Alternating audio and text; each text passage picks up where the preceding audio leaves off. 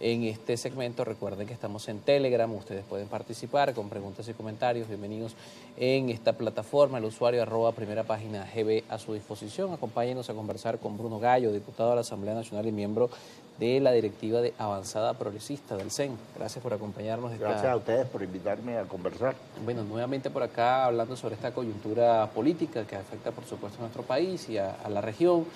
Nuevamente ahora, con una escalada un poco mayor, las últimas informaciones hablan precisamente de autorizaciones que el gobierno de Estados Unidos habría dado a la CIA para operaciones terrestres, en el caso de, por supuesto, lo que han denominado como un combate contra el narcotráfico, contra grupos irregulares, que Estados Unidos insiste, bueno, Venezuela es el gran responsable versus cifras que dicen lo contrario. Me parece un punto, digamos, de escalada, ¿no?, en toda esta confrontación, porque abiertamente el presidente de los Estados Unidos no había confirmado que este tipo de organismos de inteligencia pudieran tener influencia dentro del desarrollo de las operaciones en el Mar Caribe y ahora más allá.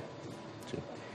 Bueno, tremendamente compleja la situación, digamos desalentadora en el sentido de que el presidente Trump se sienta autorizado, no sé por qué cosa, a permitir acciones encubiertas de la CIA en Venezuela. Yo creo que eso está en contra de toda ley internacional, pero que además lo admita desfachatadamente como lo hizo es absolutamente inadmisible. Creo que Venezuela y los venezolanos, no estoy hablando del gobierno, estoy hablando de los venezolanos, deben ser muy firmes en exigir que Estados Unidos mantenga sus manos fuera de Venezuela, que no se repitan historias similares a la de Chile, con una intromisión clarísima de la CIA para derrocar al gobierno de Salvador Allende.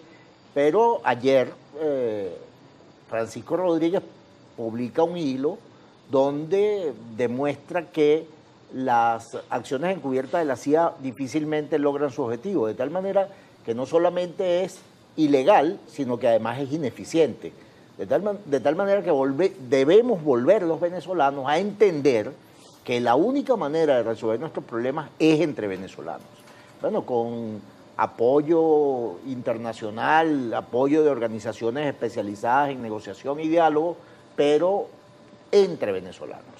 Claro, en este punto el diálogo entre venezolanos parece complejo porque al final, bueno, el tema de las sanciones, que uno de los factores que en todo esto ha quedado de alguna manera en segundo plano, pero sigue siendo un tema importante dentro de las consecuencias a nuestra economía, bueno, ya va más allá de, por supuesto, lo que pudiera lograrse entre los sectores políticos del país. El diálogo parece trascender ya de los venezolanos a un entendimiento directo con Estados Unidos, que por cierto también dentro de lo último que se escucha es que Richard Grenell ya no tiene autorización a seguir estos canales de comunicación con el gobierno de Venezuela.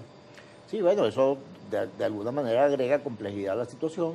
Por supuesto que cuando tú tienes una flota norteamericana en el Caribe haciendo estragos, recientemente los trinitarios denuncian que dos fallecidos entre pescadores, además, cerca de las costas venezolanas. Yo creo que indica que, por supuesto, el diálogo debe trascender a los venezolanos en ese sentido.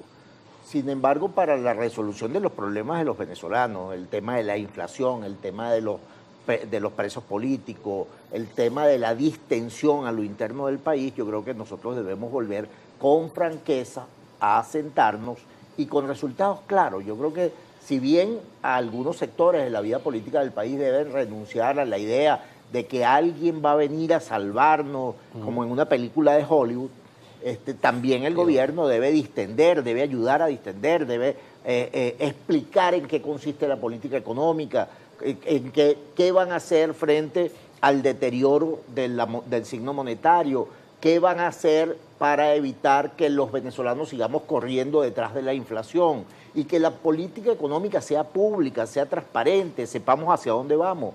Pero igual con el tema de los presos políticos, hay un montón de gente presa que uno no sabe ni por qué está presa, no han sido presentados. Entonces, digamos que en este momento al gobierno también tiene la pelota en su cancha. Debe hacer algunos esfuerzos por distender y generar eso que ellos han llamado un frente nacional contra las agresiones extranjeras.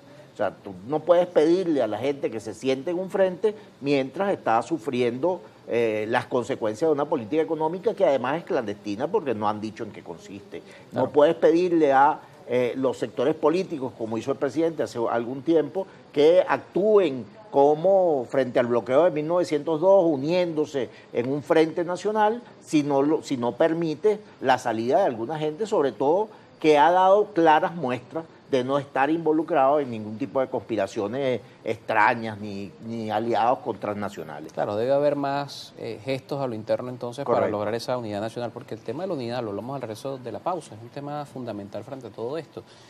La narrativa que un sector político que de manera, bueno, algunas veces hasta de manera muy directa, apoya la idea de una agresión armada a nuestro país, o una invasión, o una intervención militar, o una cooperación internacional para hacer algo en Venezuela, o que dicen que ya está pasando algo en Venezuela, insisten en que esto no es un problema de los venezolanos, que esto no es un problema de la oposición, que esto es un problema de Nicolás Maduro y es un problema de este sector. Frente a eso está el reto precisamente de hacerle ver al país que es una agresión hacia la República, no en particular a la figura del presidente. 6:59, hacemos una pausa y hablamos de eso. Regreso con nuestro invitado, Bruno Gallo.